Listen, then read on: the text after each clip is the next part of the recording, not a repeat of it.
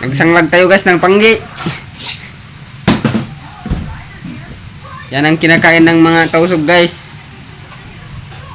Paborito nila yan. Sarap guys, mga mati apa puot. Boom! Hi guys. Ano yun? Ang lamay nyo?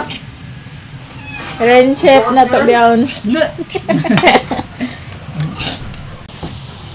Hindi siya ko ano. Hindi kumpi.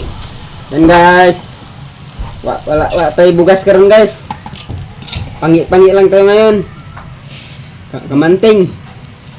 Wala tayong pangmiling bigas. Hindi tayo nakalaot kasi may bagyo dito sa amin guys. Gaya taon-taon ko beni juga nagkuan. Tak ko ma-floating biya ko yung floating cottage. Wala tayo pangmili ng bigas. Kaya kamuti na lang. Tiis-tiis lang tayo guys kasi malakas yung bagyo ngayon. Bagay mo na bagay. Bagay isa. Bagyong latoy. Bagay isa.